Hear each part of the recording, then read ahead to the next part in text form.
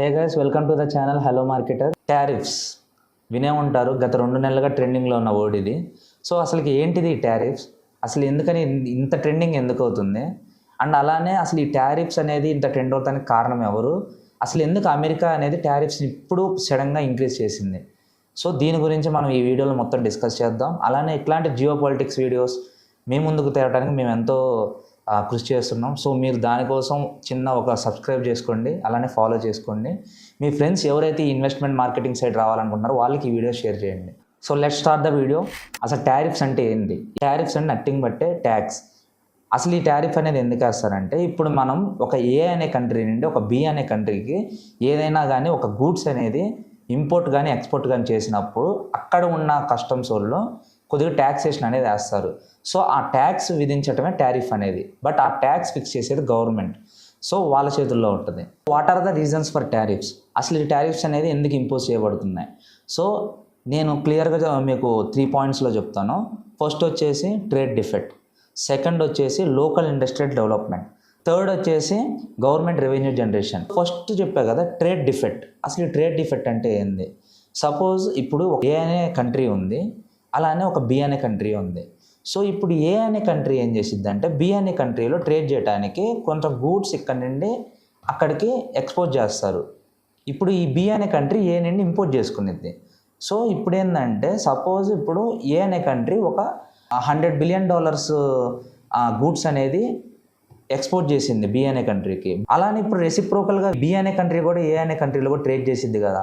So ఈ B అనే country ఒక $50 బిలియన్ మాత్రమే ట్రేడ్ చేయడానికి ఎక్స్పోర్ట్ చేసింది వాళ్ళ కంట్రీ నుండి. సో ఇక్కడ ఏమవుతుందంటే, ఒకళ్ళేమో ఎక్కువ చేసుకుంటున్నారు, ఇంకొకళ్ళేమో తక్కువ చేసుకుంటున్నారు. సో ఈ ఎక్కువ తక్కువ అంటే ట్రేడ్ డిఫెక్ట్ అంటారు. సెకండ్ వచ్చేసి local industrial development. So local industrial development ఏం లేదు, ఏ అనే కంట్రీ నుండి బి అనే కంట్రీకి ఒక వస్తువు తెచ్చినప్పుడు ఇదే వస్తువు ఆల్రెడీ బి అనే కంట్రీలో కూడా ఉంటుంది. ఇక్కడ ఏమైందంటే, వాళ్ళ యొక్క లోకల్ కంపెనీని గ్రో చేసుకోవడం కోసం ఆ టారిఫ్స్ అనేది ఇప్పుడు ఏదైతే ఇంపోర్ట్ చేసుకుంటారో ఆ యొక్క గూడ్స్ మీద వేస్తారు. సో అప్పుడు ఏమైందంటే, దీని ప్రైస్ పెరిగి ఈ డొమెస్టిక్లో ఉన్న ఈ కంపెనీ ప్రైస్ తగ్గిద్ది. సో దానివల్ల ఏమైందంటే, వాళ్ళ యొక్క డొమెస్టిక్ కంపెనీ అనేది గ్రో అయ్యిద్ది. సో ఇందుకని ఇండస్ట్రియల్ డెవలప్మెంట్ కోసం టారిఫ్స్ అనేది వేస్తారు. ఇంకోటి థర్డ్ వచ్చేసి గవర్నమెంట్ రెవెన్యూ జనరేషన్. సో వాళ్ళ యొక్క గవర్నమెంట్ రెవెన్యూ కోసం ఈ టారిఫ్స్ అనేవి వేస్తారు కొన్ని కంట్రీస్లో. సో ఇవన్నీ డిపెండ్స్ అండి, ప్రతి ఒక్క దగ్గర ఇలానే జరిగిద్ది అనేది ఉండదు. ఒక్కొక్కరికి ఒక్కొక్క కారణం వల్ల టారిఫ్స్ అనేది పెరగటం జరిగింది, తగ్గటం జరిగిద్ది. సో యూఎస్ఏకి ఇండియాకి వీళ్ళిద్దరి మధ్యలో ఈ టారిఫ్స్ బంధం ఏందో చూద్దాం. అసలు రీసెంట్గా ట్రంప్ గెలిచిన తర్వాత టారిఫ్స్ అనే అంశాన్ని పదే తీసుకొని వచ్చి ప్రతి ఒక్క దేశం మీద ఇంత % రెసిప్రోకల్ టారిఫ్స్ అనేది వేశారు. సో మీరు అనుకోవచ్చు, ఎందుకని అమెరికా మీద ఆల్రెడీ అన్ని దేశాలు టారిఫ్స్ వేస్తుంది కదా, ఎందుకు అమెరికా వేస్తంలో తప్పే ఉంది అని చెప్పి అందరూ అనొచ్చు. ఇప్పుడు అమెరికా అనేది కంపేరింగ్ టు అదర్ కంట్రీస్ చెప్తున్నాను, లైక్ ఇండియా, వియట్నాం, చైనా, లేకపోతే జపాన్, వీటన్నిటితో పోలిస్తే అమెరికన్ కరెన్సీ రేట్ అనేది డబల్ ఉంటుంది, డబల్గా త్రిబుల్ ఉంటుంది. మందైతే 86 టైమ్స్. $1 = 86 రూపీస్ ఇప్పుడు ట్రేడ్ అవుతుంది కదా. సో అప్పుడు ఏమైందంటే, వీళ్ళు అక్కడికి వెళ్ళి ట్రేడ్ చేసుకుంటే ఎక్కువ సంపాదించుకోవచ్చు అని చెప్పి ప్రతి కంట్రీ అదే చేసిద్ది. సో అలాగా టారిఫ్స్ అనేది ప్రతి కంట్రీ అమెరికన్ గూడ్స్ ఎవరైతే వాళ్ళు వస్తారో వాళ్ళ మీద ఎడిషనల్ టారిఫ్స్ ఎక్కువ వేస్తే ఎక్కువ రెవెన్యూ వాళ్ళ గవర్నమెంట్స్కి లేదా వాళ్ళ యొక్క దేశానికి జనరేట్ అయ్యింది కాబట్టి వాళ్ళు టారిఫ్స్ అనేది విధిస్తారు ఎక్కడైనా కానీ. సో ఇది అమెరికా ఒక్కటనే, యూఎస్ఏ ఒక్కటనే కాదు, ప్రతి దగ్గర జరిగింది. యూరోపియన్ యూనియన్లో జరిగిద్ది, అలానే ఆస్ట్రేలియాలో జరిగిద్ది. ఇది నార్మల్ ఇష్యూనే.